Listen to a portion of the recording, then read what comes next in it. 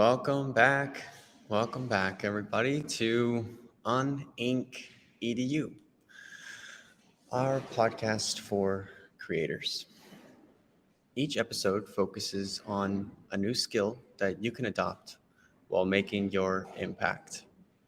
We bring in mentors from all walks of life who will share their insights and guide you on your journey of unlearning. I'm your host, Ben Gibson. Join me in my mission to build a space for creators like you to find everything they need. My story begins in Andrews, a small town in West Texas, born from shame. I am honored you are all here today. Thank you again for joining. This is our third episode, so I'm just getting into the flow of creating these, but thank you. Before every episode begins, I'd like to invite you to take a big breath with me as we relax into this session. I'm feeling a little bit anxious this morning, so let me relax before we meet our mentor. But if you'd like to go ahead and breathe in deep for 3 counts and hold it for 3 counts at top, and then release. And breathe in.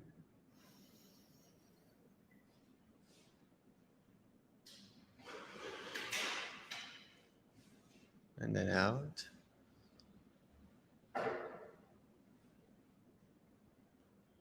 Okay, I hope that helps calm you a little bit as much as it calmed me. Calm the racing mind. I know for creators, um, I know for many creators that we work with in Uninc, some of them identify with being on the ADHD spectrum. I probably am on that spectrum as well. Uh, so it definitely helps for me to calm my mind every now and then. But Uninc Edu is all about skills. It's about exploring skills that we have maybe never heard of before and trying them. It's about taking steps into courage as we learn to focus on the next part of our practice that we want to develop. Our first few episodes with Uninc Edu have been all about ChatGPT and co-creating with AI. And today we have Stephanie Houston with Island Getaway Rum. Stephanie Houston, maybe this is a little bit of why I'm anxious because I look up to her so much. She has been a dear collaborator, a mentor, and a friend over the past years. She's mentored with us many times with the Uninc ever since we were an in-person program. But we met her. She was actually I was managing a health and wellness space in Austin. You might know it, Soma Vida. And I think I was getting into my morning flow of opening the space and prepping things for people to come. And I think Stephanie had an office upstairs that Uninc was next to. And she was unloading a table. And I walked by, I said, "Do you need some help?" And I helped her carry this table up the stairs. She sponsored a few events with Uninc, with her rum company.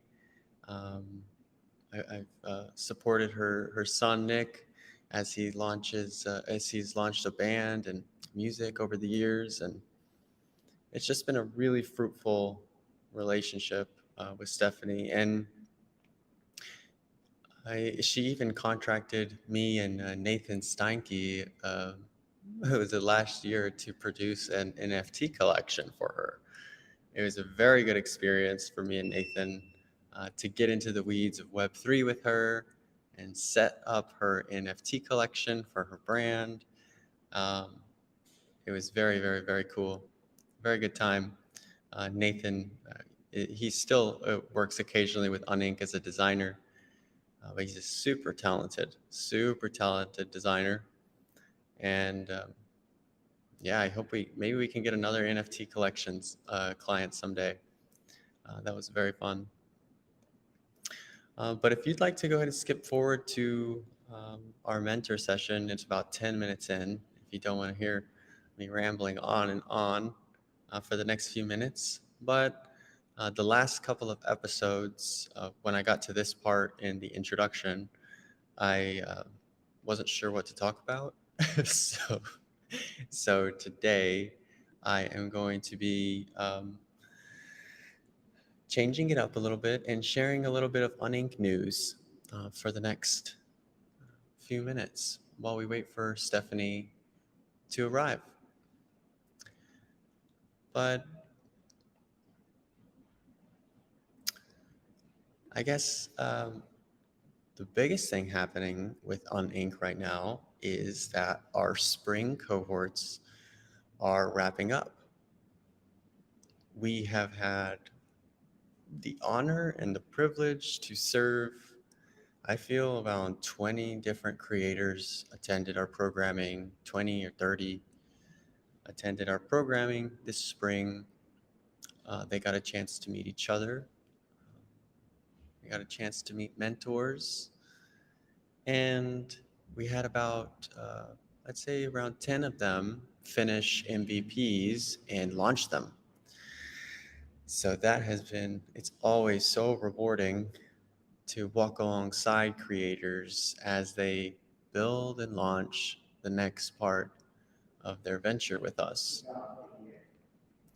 We had someone, well, the first person who comes to mind who is currently launching is Kelsey with a Babe ATX.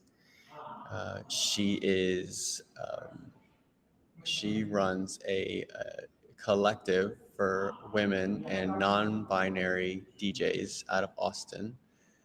So she's built a community with them, supporting them.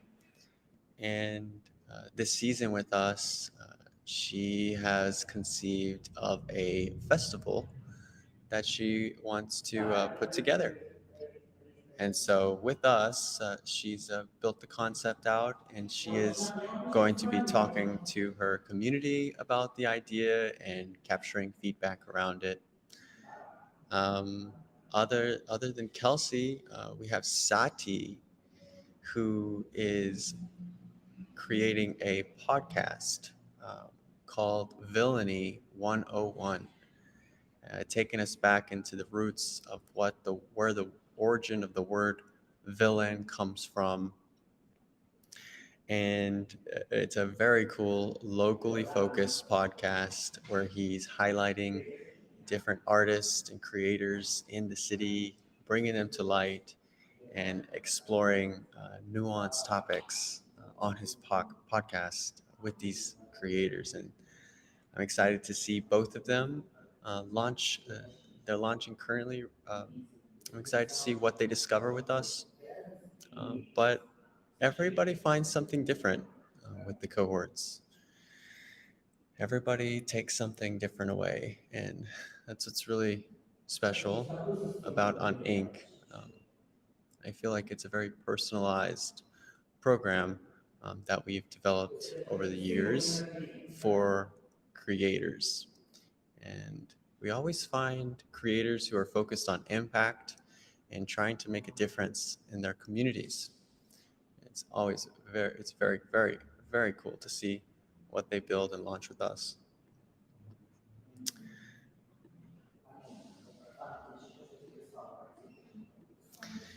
And in other news, so Uninc is working more in the educational design space this season.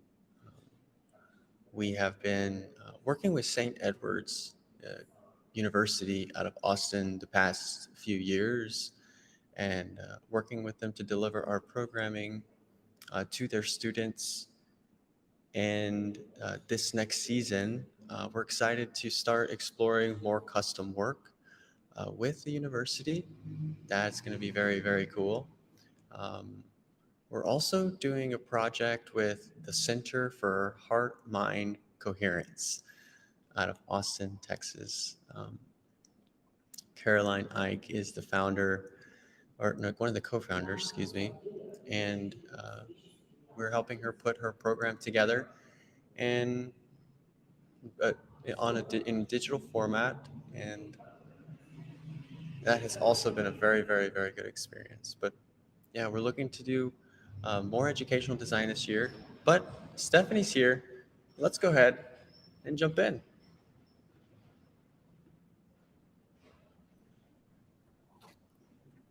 Hello, hello, hi. Hey Ben, how are you? Hi, hi, hi. I am doing pretty good this morning. I was just giving our listeners a rundown, a little bit anxious this morning. How are you feeling? I'm good. Awesome. Well, It's thank funny. you Every so time I get much. on these things, I realize like how wacky and crazy my hair looks. Like, and then I go, do I walk around in public with my hair like this? Texas, Texas hair. I know it's just like frizzy at all times. I just can't. It's just hopeless. I was just introducing you and sharing how we met at Soma Vita and helping you bring the table upstairs and how you were officed upstairs at Soma Vita next to us.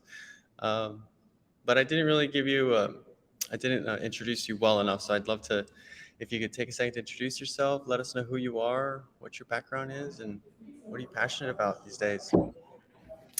Right. So, my name is Stephanie Houston, and I live here in Austin, Texas.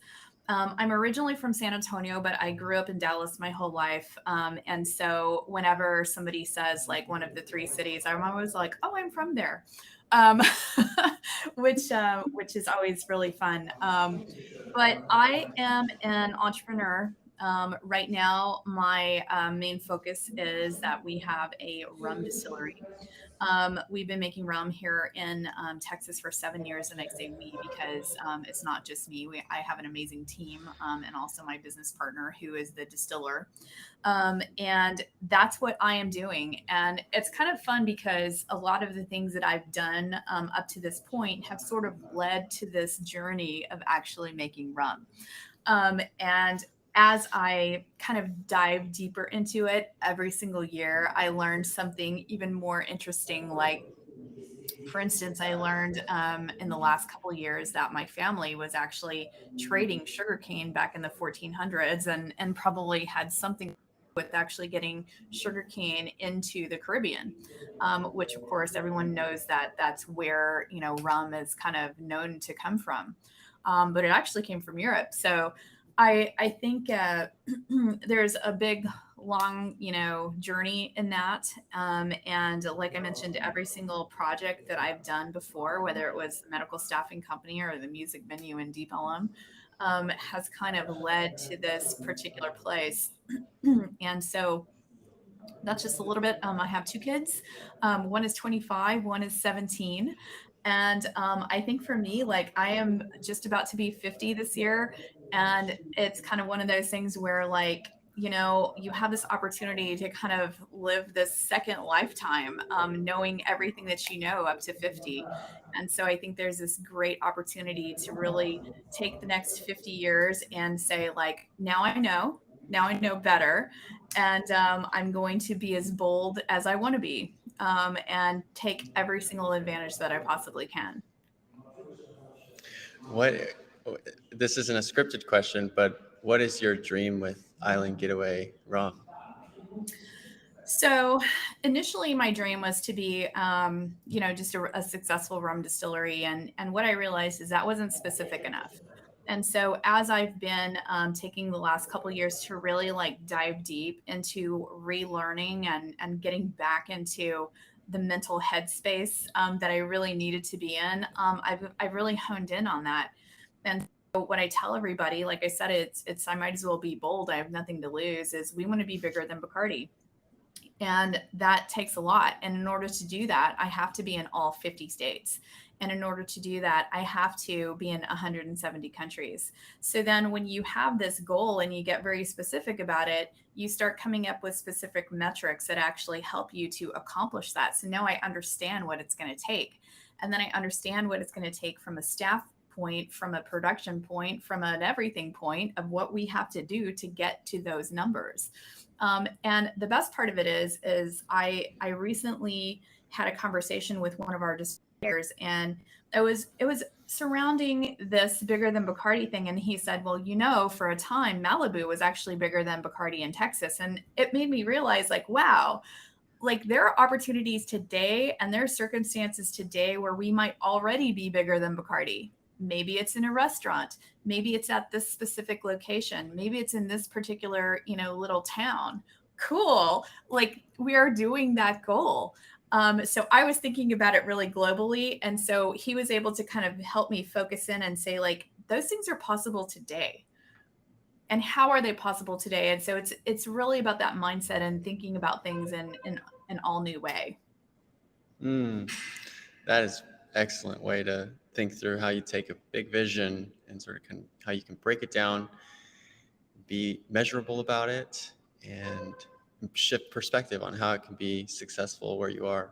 That's Right. awesome. And I guess I know you've been growing a lot the last few years with Island Getaway. Is there anything else you'd like to share with us before we start talking about our topic? Yeah. Well, the funny thing is I think we've been growing, but I don't really know that we've been growing. It's like when you're in the day-to-day business, you're like, are we actually doing anything? Like, am I actually making any money at this? Because, again, it's not about like, oh, we're in here for profit, but it's kind of like, am I even paying my own personal bills? Am I even making my own overhead? And it took us a long time to get to that point. I don't daily, like, I even wonder if we're even at that point. So my brother asked me last year one day, he was like, hey, it looks like you guys are growing. And I was like, are we? And he said, well, it looks like you have more things. And I thought, oh yeah, I guess we do.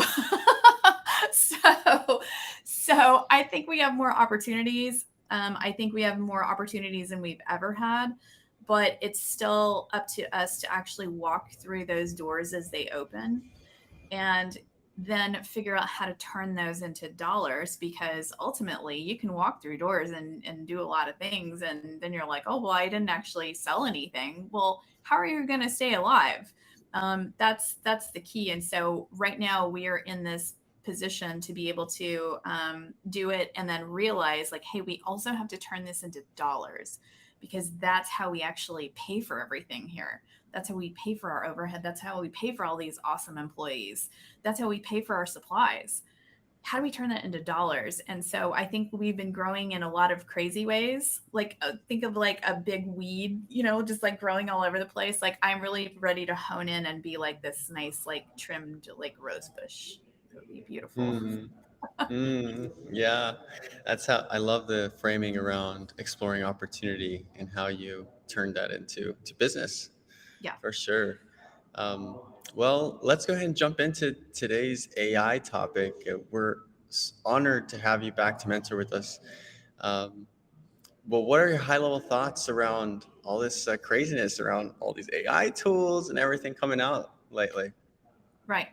Well, initially when I was kind of hearing about AI, I wasn't really even sure what it did. It kind of goes back to like, are we growing? I don't actually really know. So I was hearing a lot about it and I was thinking like, oh, well, I'm not really sure how that would apply to us. I don't really know what or how we would even use that. And then I was sitting in an airport with my uncle, and we were about to go on this trip, and he was like, hey, have you heard about this AI? Like, you can use it for this and that and whatever. And I was like, I've heard about it, but I've never actually really done it. And so while we were waiting for our flight, I went ahead and I got onto Chat GPT.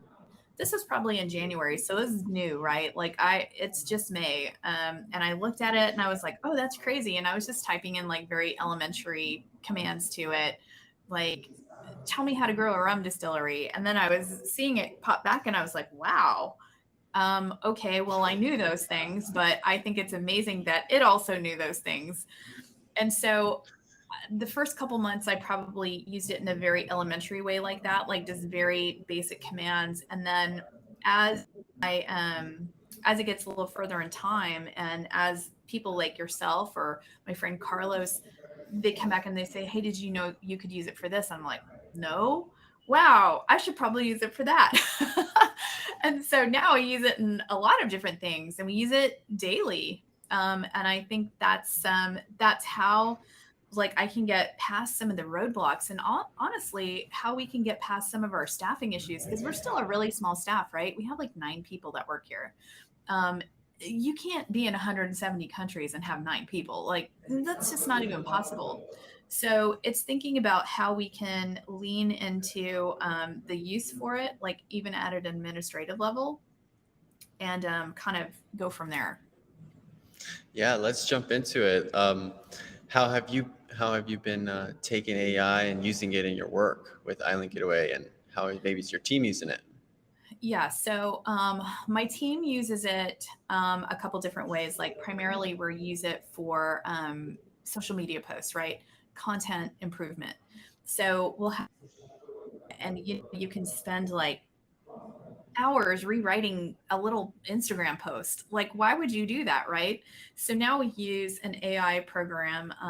For this one in particular, we use Jasper because it seems like it's geared really towards this kind of content creation of like emails and Instagram, Facebook, things like that, to give it like this general idea, and then really create the content that like works and sounds fun. And you can, give it the voice and make it talk like a pirate or whatever you want, and then we can just copy and paste it, and boom, like, we've done the thing, instead of our marketing team slaving over this, going like, oh, I don't know what to say, and oh, let's try it this way, or oh, this is just there, boom. Same thing with like emails. So we were really struggling kind of writing emails, and then before you know it, you're like, hey, we're open, come see us.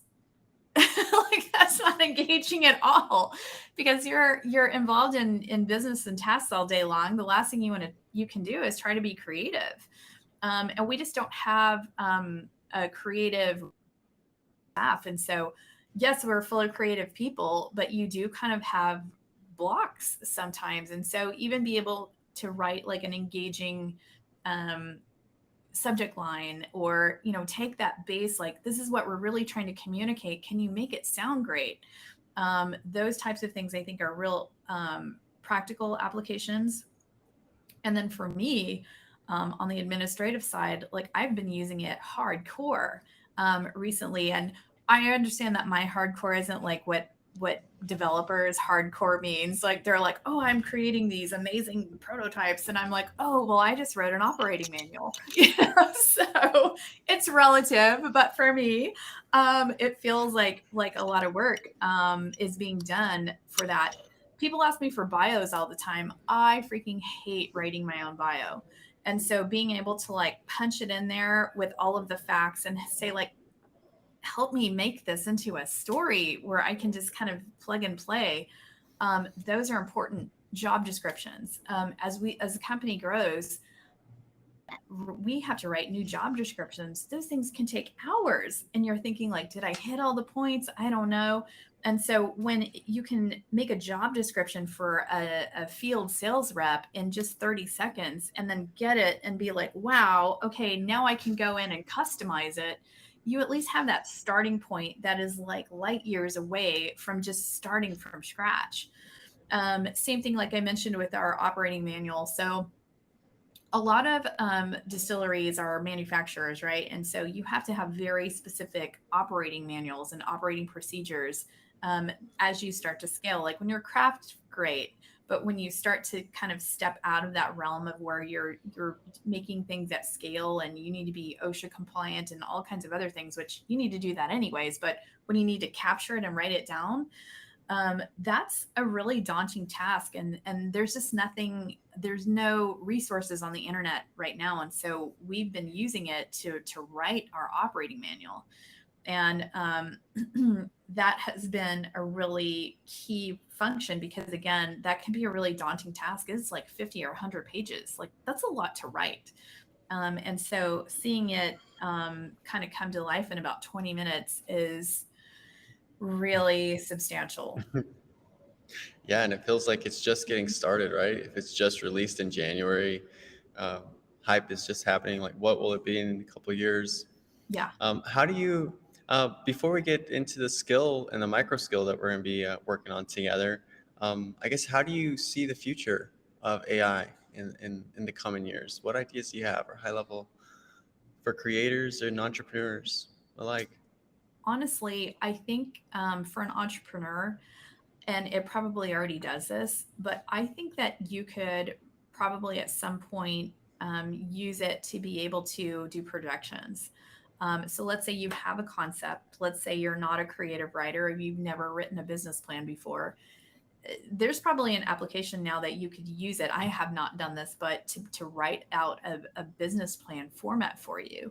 And that's important because getting, again, it's not going to be exact. It's not going to be exactly what you want to do, but you can use it as a structure to go in and then plug in your key components. And that's important because let me tell you, every business that I've ever started without a business plan failed. And so putting it on paper and understanding your strategy and understanding your forecast and where you have to go is so critical. So I can almost see it being used in that way. And then I'm sure, at some point you could say, like, this is our starting point. These are costs. Can you make me a 10-year projection of where do I need to be? That way I know what I need to sell. And it could probably do that right now. Like, I do that manually in spreadsheets. And it takes days and days and days and multiple people to check formulas and make sure, did this tie into the previous year? Is it right? Is this really what we think? And I think that it could probably use real data out there to tell us what's realistic. Um, so those types of applications, I think, are critical to business. They're critical to entrepreneurs because here's what I hear is, like, we always overestimate what we can do in the first year, but we always underestimate what we can do in 10 years. And so having a realistic point of view of that helps you understand what type of capital you need to even launch. Because this is why most businesses fail in the first year, right? They didn't have enough capital because they overestimated what they thought they were going to do in their first year. But if they had the right plan and they had the right strategy and the right capitalization, or just tweak some key components, what you can do in 10 years is so far beyond that. And you could have maybe like a realistic picture of what that actually looks like. That's definitely one of the favorite takeaways in every mentor session when you come to join us is your business strategy and projection and business plan. People always want to know I know your framework and get your business plan templates that you give us. So thank you. Yeah. Yeah, thank you for sharing that. So we're just about to wrap up here, and so our micro skill that we're building with you, we're covering 3 different business cases. Can you just talk us through what those 3 are and what we're going to be digging into? So what we talked about is actually what I did recently, right? So it's we recently wrote some job descriptions. I recently wrote a bio, and then yesterday I had another AI called Agent AI. I tapped that into my Chat GPT, or sorry, it's called Agent GPT, and it Mm. has agents that go in that write. It goes back and forth to Chat GPT and talks like nonstop, nonstop, nonstop. And then it's like boom, boom, boom, boom, boom. Here's all the components you need. That was a little bit mind blowing. Okay. Yeah, awesome.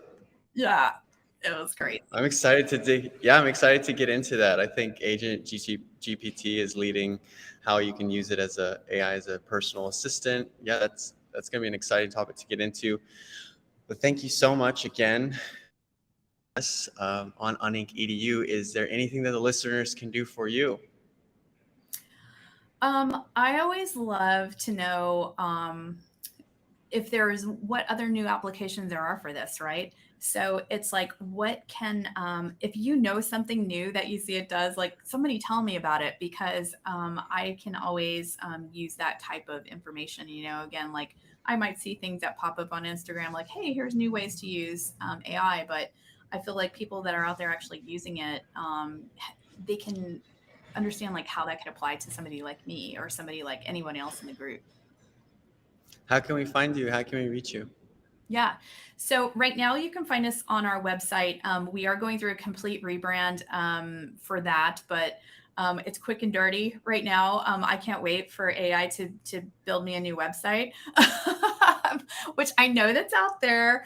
But again, you still have to kind of apply it. Like I would like to be able to press it and be like, boom, there it is. But it's www.islandgetawayrum.com. Again, we are a rum distillery here in Texas. To my knowledge, we are the only female Hispanic in Texas. And yeah, our goal is to be bigger than Bacardi. Thank you. Yes, yes. I can't wait to see it and be a part of it. Thank you so much. And thank you, everybody, for who is tuning in and listening. Just a reminder, we have a pay what you can micro skill course that you can go through with Stephanie Houston on these AI topics. She's going to be going through 3 practical business applications with us. So it's uninc.io. You can check it out there, and it's pay what you can. You can follow us and follow us if you'd like to check out our upcoming episodes. I hope you have a good one. Peace. Awesome. Thanks, everybody.